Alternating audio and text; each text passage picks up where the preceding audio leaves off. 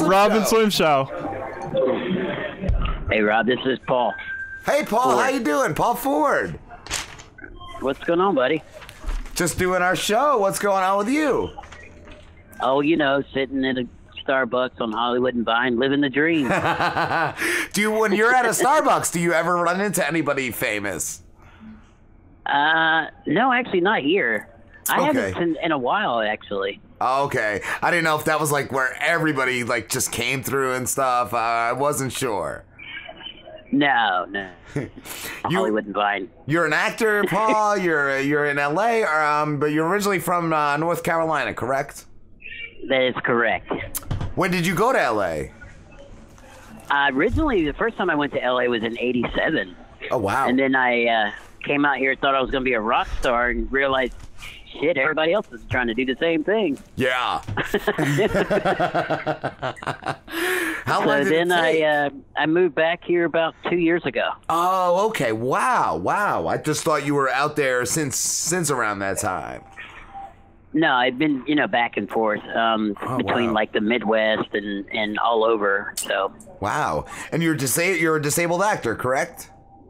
I am a disabled actor. That is true. And your disability, is that dwarfism? No, actually, it's called a bone disorder called osteogenesis imperfecta. It's a lack of collagen that forms around the bone.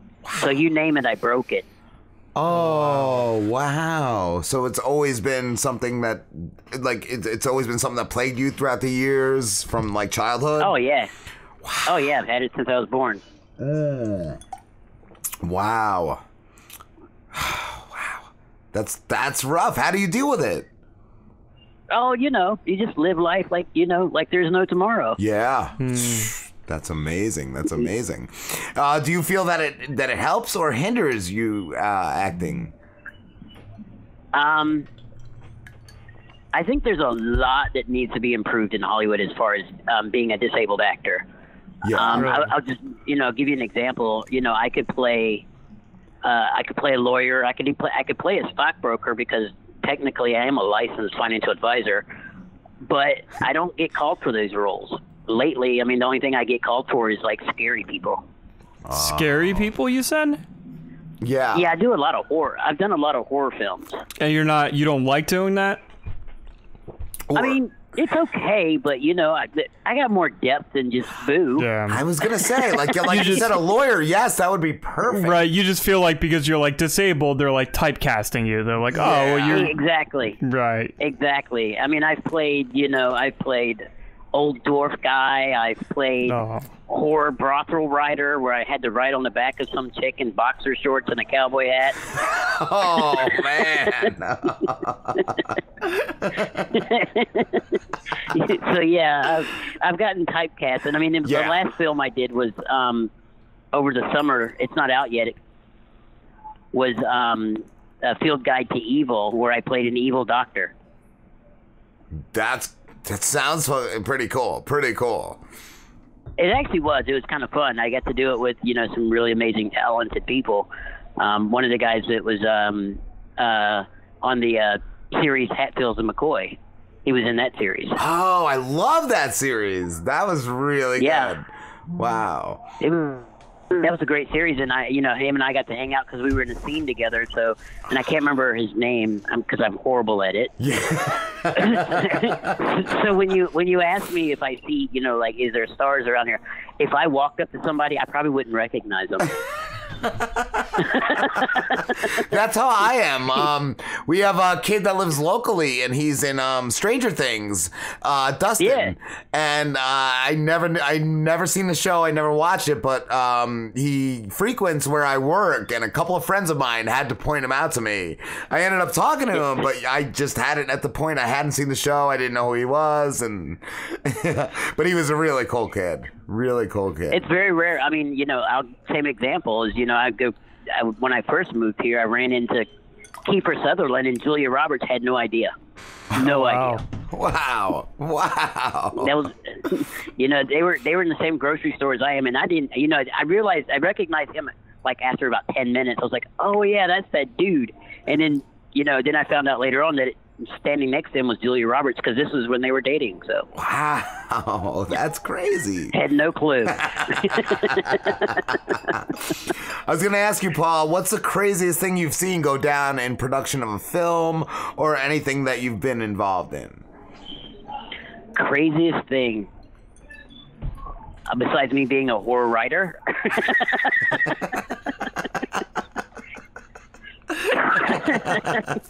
What writer did you say? Horror. Oh, horror writer. It was a horror. No, H-O-W-H-O-R-E. Oh, I thought you said a horror writer.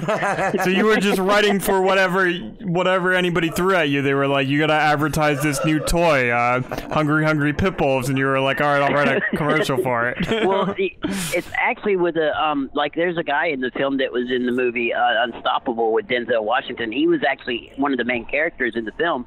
My role was to ride on the back of a chick with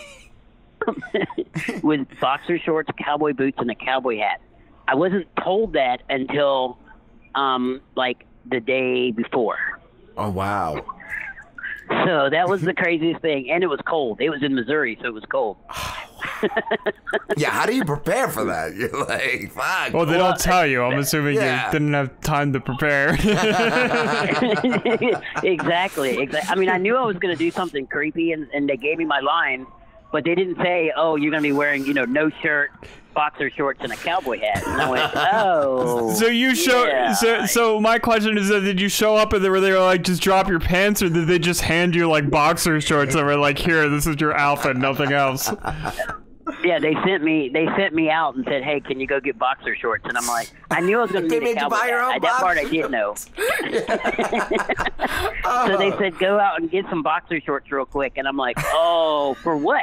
And they were like, well, we're going to have you riding on it. And the poor girl, I felt bad for the girl I was on her back, because apparently she had like extra, and she volunteered for the role, but she had told me later that she had like knee surgery, and I'm like, why are you having me on your back? Wow. Because it's fun. And I'm like, okay. Oh, wow, yeah. Because she's getting paid, I guess. I don't know. That's crazy. It beats me, but it was definitely, the film is called House of Forbidden Secrets. Okay. I'm going to jot that down right now. I'm definitely going to look that one up. Definitely interesting. I saw, too, you auditioned for Tommy Wiseau? Yeah, I did. Well, actually, I did a production that he did. I was in a film called, it was a short. I did it last summer. It was called Honest Lies. Oh, wow. And I did audition for Tommy. He's got a show called The Neighbors. That he sells on DVD all the time. And so I went and auditioned and hung out with him all day doing his audition. And then the other main character in his show, The Neighbors, called me up and said, hey, I have a role. Would you do it? And I'm like, yeah, I'll do it. And then, still no clue who the hell Tommy Wiseau was. So I went and did the film Honest Lies, and then I looked at the award show 3 weeks ago. I'm like, holy cow, yeah. I know that guy. Oh, wow. Okay. So it was Tommy Wiseau who asked you to do the other project? Yeah, he okay. I think he was like a producer on it. All right. Wow. Yeah, so the other one, The Neighbors, was actually backed by Tim and Eric. Oh, and I love that. Yeah, I had watched like interviews with Tommy Wiseau, and I guess he and like Tim and Eric, and I guess they parted ways because like they kept telling Tommy Wiseau to just be Tommy Wiseau, and he was like, nah, this isn't like what I want to do. Like I have like I need direction. He doesn't. He gets in full character too, even when he's auditioning people. Yeah. See, I didn't know he did anything besides a room. I didn't know he did anything else. Wow. Yeah, no. The Neighbors, it was funny because, I mean, he was full-blown wig and all when I walked in. Yep. Well, I mean, he put it on as we were doing the audition. And it was definitely interesting. I was like, what the heck did I get myself into? That goofy blonde, like, bowl cut wig or whatever the fuck he had. Yeah, exactly. It was awesome. Wow. But then I did Honest Lies, which is, if you look at the guy that's in The Neighbors, his name is Raul Phoenix. He's a really super cool guy. Yeah. And him and Tommy are really good friends. And because he does The Neighbors with him. But Tommy did produce the show, so it was fun. Okay, that's so cool. That's so cool. Wow. What I saw too, Paul, you were in you did work with a lot of Jerry Lewis marathons. Is that correct? Telethons when I was a kid, yeah. Yes, I didn't know. know. I had no idea what the hell I was doing then. So. Oh, I didn't know if you had any interaction with him, like if you were. No, actually, I did not, because they were when I was doing those, I was actually being shot in North Carolina. Oh, so we okay. were via satellite. Oh, all right. I didn't know if you were on like live with him or anything like that. No, I never had a chance to meet with him. But so you started that's acting? All good. Did you start in North Carolina or when you got to LA? Actually, I never really thought I was going to be an actor. Actually, I mean, I did like a bunch of commercials with like some old UNC Chapel Hill basketball players, like Mitch Kupchak when he was in college. Oh, wow. You know who he is, right? Yes. Commercials with him when I was like 6 years old, but then actually music was my first love, and so that was kind of like how it started. I wanted to be a rock star, man. I was a guitar player for a decade. 13 years. So. Yes. Yeah. I was gonna say for at least a decade. What kind of band did you play in? Like one band, or did you play with different bands? Well, it was kind of like throughout the years. It was, first it was me and my brother, and then it was me and my now ex-wife, me and my dad. So it was, and then, just a group of guys that I would just jam with. And then down in, I did some time I hung out in Louisiana for a while and then do some sessions, like some sit-in work down there where you go in. And that was the good times because you could go in and you already knew half the songs because it was all cover bands, and you get paid for like $45 a night just to go fill in. Oh, wow. That's pretty sweet. It was fun, man. I loved it. That was my thing. Yeah. So, and then I got asked to do a film called Albino Farm, the movie. I saw that.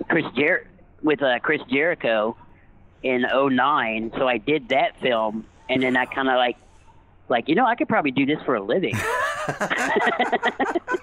So even though I was, the funny thing was I was still a licensed advisor, still am, financial advisor, I still was like, I'm going to try to do this. I was in Kansas, and I tried to do it, and then I got an agent in L.A., and then my kids got a little older, and I thought 2 years ago, well, I quit my job and then left for back to L.A. that afternoon. Wow, that's awesome. No, I called friends of mine and said, hey, I got old furniture at my house. If you want it, go get it. Wow.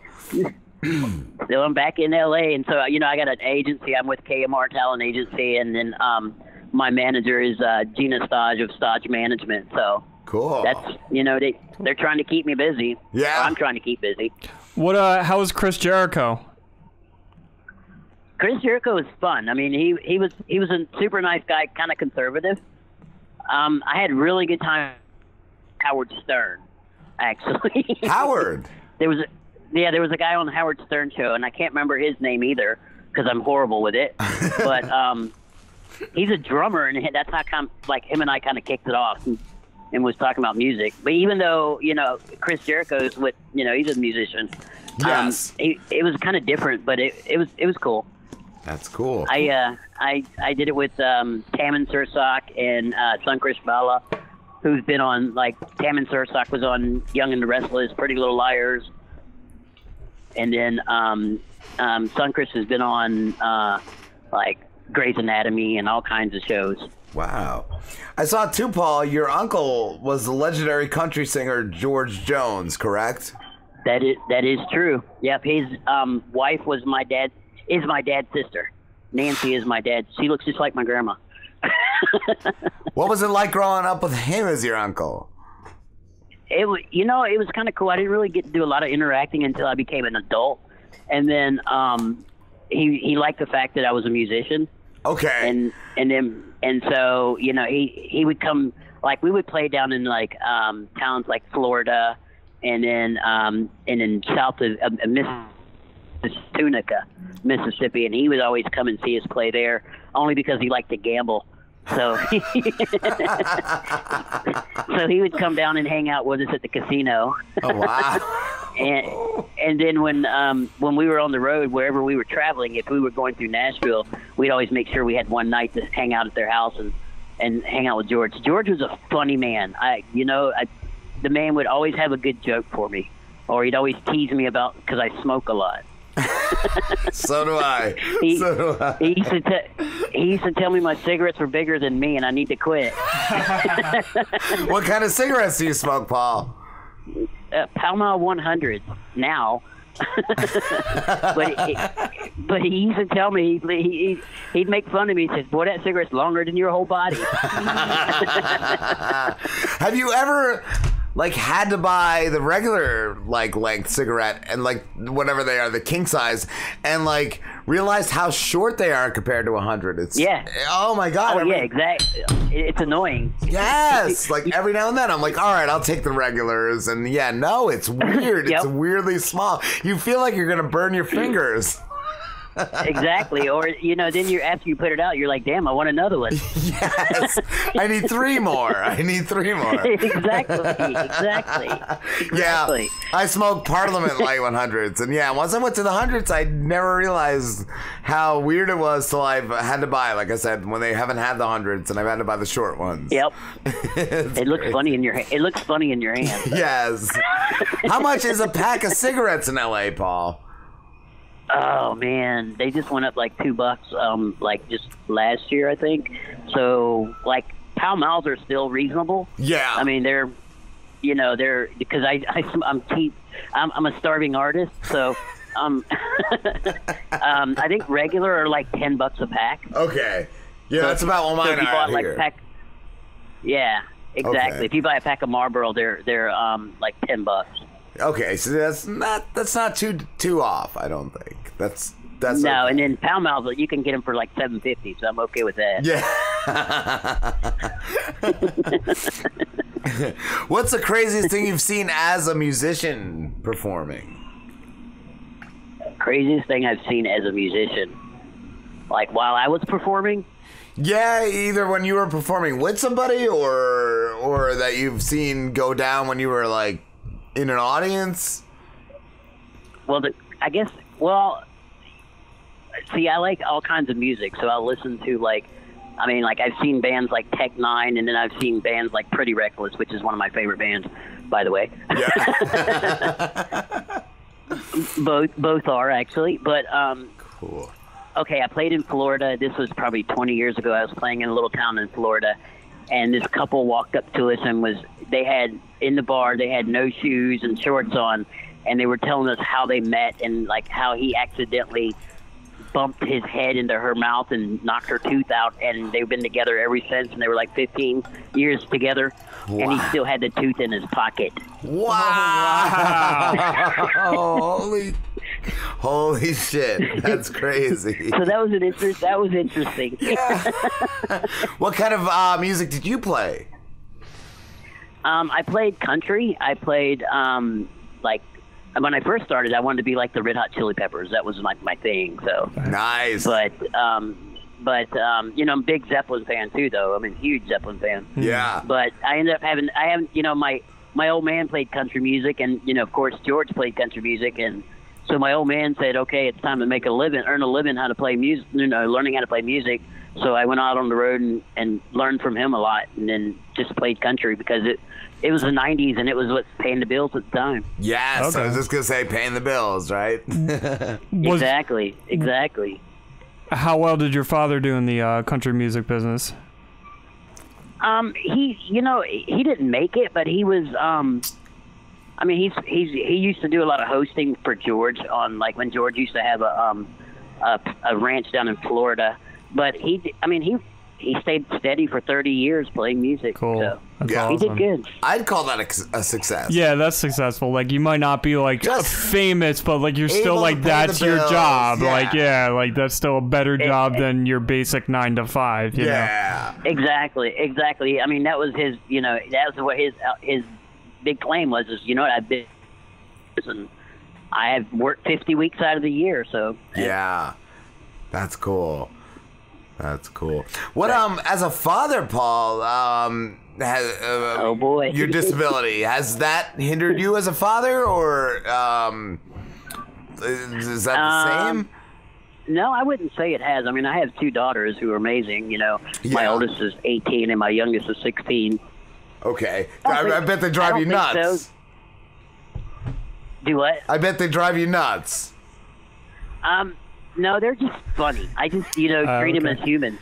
Yeah. I don't. They always ask me, what about this? Did you ever do this when you were a kid? Well, of course I did. So that's why I know what you're going to do. That's what I always tell them. You can't bullshit a bullshitter. Exactly, And so, but, they're really good kids. They're smart. And as far as hindering, no, I don't think it did. Yeah. I know that as far as, their friends used to ask them weird questions. Yeah. I can imagine. And so, but, my kids never looked at it anything else other than that's just dad. Yeah. So. Yeah. That's cool. Yeah, my kids drive me crazy, and they're boys, and they're 9 and 10. I want to beat their asses. Oh, you got time. You got 2 brothers. Trust me. The cool thing about having kids is you can tell them anything and they'll believe you. All right.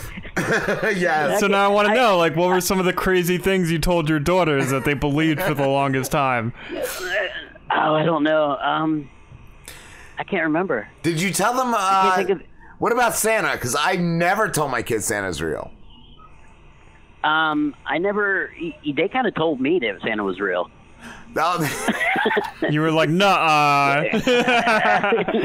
Except for, because my youngest, she was a little bit longer than the oldest one, but the oldest one's like, Dad, I know Santa's not real. What are you getting me? I just want to credit, so I've never told them. Like, they still enjoy Christmas specials and all, but they've never believed in Santa. That's cool, though. I can't remember when they figured it out, but, they just came to me. My oldest was like, yeah, I know it's not real, Dad, so what am I getting for Christmas? They had to do that classic, like, one Christmas, they stayed up and waited for Santa, and instead they just saw you putting stuff under the Christmas tree. Who knows? Who knows? I remember when I found out, it was like just some kid at school told me, and I was like, Mom, is Santa fake? And she was like, yeah. I'm like, why'd you lie to me? So... My mom told me, though, because we found the present. There's your Santa Claus right there. So, good times. Yeah. Did you believe in Santa, Slim, as a kid? I actually did. Yeah, I believed for a very long time. I believed in Santa, and I think I had somebody at school tell me I think first grade Santa was for me. Santa wasn't real, and I still was like, "No, you're wrong. You don't know what you're talking about. Santa's real." And I believed for a really long time until I realized, oh yeah, I'm a retard. You believed the last year. Yeah, I believed until I was about 18 or 19, and then I realized, like, oh, there's no way some guy has a magical sled and some reindeer and that can fly. That's awesome. He's a special boy, Paul. Yeah. If you want. There you go. If you want to call him. So. Paul, do you have any upcoming projects or gigs you could talk about? Anything? No, I don't have anything upcoming yet. No, okay. I'm still looking. I'm in the talks with some friends of mine about writing a play. That's still kind of like an ongoing thing. I want to do more like I want to make it comical about people's everyday interactions with people with disabilities. Things that people do, and then I'm going to make a joke about it. And so I'm kind of, it's not to make fun of people, sort of, other than just to show them that it's kind of dumb that you do that stuff. Well, okay, so being somebody disabled, and I feel like this is coming, for you, I feel like it's coming from somewhere where you've dealt with people that have just said or done stupid shit to you. So can you give us some examples? Oh, yeah. Like, okay, when I first moved to, when I was down in Shreveport, I we just not even loaded in. We just landed basically in Shreveport, and we were like, let's go get a drink at the club that we're going to play tomorrow night, so we don't load in until the next day.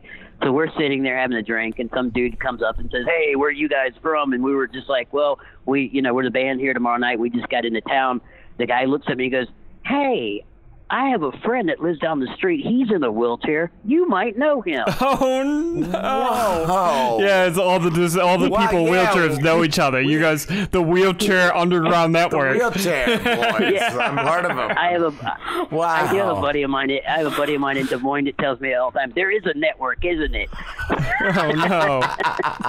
Oh my god! Wow. That's the kind of dumb shit I want to, I guess make fun of, but not make fun of it. Just kind of point out that this is really dumb. So I've also heard, I don't know how true it is because I'm not disabled myself, but I've heard people say that like if you're disabled, you can get away with anything. Have you found that to be true? Yeah. I like that. So what's something that you have done just because you know you can get away with it, or maybe just to test to see like, okay, can I get away with this because I'm in a wheelchair? When you're in a bar, people will get the hell out of your way.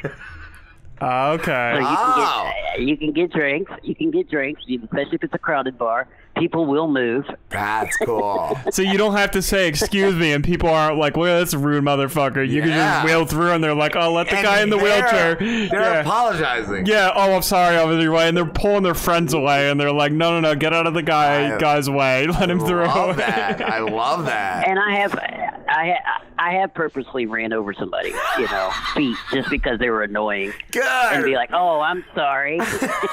I love that. And how did they react to you? Well, first you could tell they were mad, and then they realized, oh crap, this guy's about 3'8", so they're mad, but they can't do anything. Yeah. They're just like, oh, it's my fault. It's my fault. I was in your way. I'm so sorry. Exactly. They will tell you that too. we were at a comedy show where I guess a guy in a wheelchair had a few drinks, and I guess he thought he could walk because he stood up out of the chair and fell. I didn't know if you've ever gotten drunk and thought you could walk or seen that happen to somebody. I have. Now, here on Sunset, I did leave a strip bar once, and I hope my kids aren't listening. But I did go down the hill and then fell out of my chair and busted my face up, and then realized, oh crap, and then got mad because someone tried to help me up because I was drunk. That's all you can do at that point. That's all you can do. Exactly. You can just get mad. Yeah. Be like, leave me alone. I meant to do that. Exactly. That's part of the act. Oh, that's amazing. You're hilarious, Paul. I do try. There's no charge for this entertainment. All right, so here's a really left field kind of question here. Are you perhaps related to the late great Mayor Ford? Oh. Who's that? Rob Ford. Do you remember? No. Do you remember Rob Ford? He was Rob Ford. He was the Canadian mayor of Canada. Of Canada. Oh, no. He was a mess. I think he smoked crack. Yeah, he was on all kinds of drugs and shit. I think he I think he pushed over a woman in Parliament once. He was just all cracked out. I think you're right. I do remember that cat now. No, that's not no. No relation. Good answer. And then the other real question is, if I was, would I tell anybody? No. I think you would. Uncle Rob Ford. I fucking love him. I'd be like, that's my uncle. He taught me how to smoke crack. He told me. He introduced me to all the great drug dealers. Exactly. How to make it in government while doing drugs. Right? How did he even hold off? I don't even know. He got the better crack. He had some pull. He got that government shit. Oh God. Oh my goodness, that lady's hot. Oh, okay, we're back in the interview now. Sorry, I saw something that distracted me. All right, well, give us a description. What did you see? What did she look like? Oh, I probably shouldn't, because I can only see so high. So where are you right now that you're just seeing random people walk by? Starbucks. Oh, he's at Starbucks. Okay. I'm at Starbucks on Hollywood and Vine. So like right across the street is a place called Pat's Bar and Grill, and then there's the Pantages Theaters right down the street. What's that? It's like where they do all the like right now Aladdin the musical is playing there. Ooh. Oh, okay. Aladdin the musical. Huge theater. I loved Aladdin with Robin Williams. Robin Williams, yeah. That was a good one. Yeah, there. Is he in the one on Broadway? I'm kidding. He goes Only to Robin spirit. Williams. Only in spirit. I'm curious if the guy that plays the genie, if he's trying to channel the spirit of They're Robin all trying Williams. To be the genie of Robin. Exactly. That's fucked up. Yeah, we're all going to hell. We are. At least we got good company, Paul. Exactly. Paul, I saw you did a reading for Paramount recently, correct? Yes, I did. What was that for? Well, the Casting Society of America, they're trying to do more diversity here. At least, the main guy who is the president. His name is Russell Boast. Super nice guy, and he's very he's trying to be involved, and so he got together with a bunch of other casting directors and said, "Hey, let's do a day with nothing but bring all the disabled people that we know, disabled actors in, and have them come in and read a script, because a lot of times we don't get called for those scripts or roles." Wow. And so he decided, and then to do that, and he's done it before with SAG, which was last year. We did it down at SAG, but this year it was done at Paramount, and it's with. There was, so for someone like myself, I got the chance to, read in front of, 5 major casting directors, one of them being Leah Daniel Butler, and who, by the way, is a super, super nice lady. And so, yeah, I think that he's doing something positive. So, and that's what, really cool. because if you think about it, my biggest thing is with all the controversy right now. People talking about discrimination for this. There's the biggest discrimination that has no color, no sex, is the discrimination of disabled people, disabled actors. Yes. I mean, I'm not getting called because, when they want a lawyer, they want someone 6 foot tall. Well, so what? Every lawyer has to be 6 foot. Get out of here. I want whoever's going to get me off. Whoever's going to get me out of trouble. Good point. Yeah. Whoever talks the mean game, right? Yes. Who the fuck says give me the tallest lawyer? Give me that 8 foot lawyer. Yeah. He's worth every penny. Yeah. He's obviously gonna win. I personally think that Hollywood just needs to wake up, because I agree. Disabled people buy cars. They buy freaking candy bars. You don't see freaking commercials of people in disabilities buying a car or buying a damn candy bar. Yes. Like I said, it's the number one. It's the number, and it's the messed up thing is it's the most tolerated discrimination there is. Yeah. Right. You never hear anybody bring that up. Absolutely. Right. And there's 27% of Americans are disabled, and only 2%, less than 2%, are being represented on television. So my job is to break the mold. I like that. Beat the barriers. Yeah. So cool. Write your congressman, damn it. Get me a role. I'm gonna.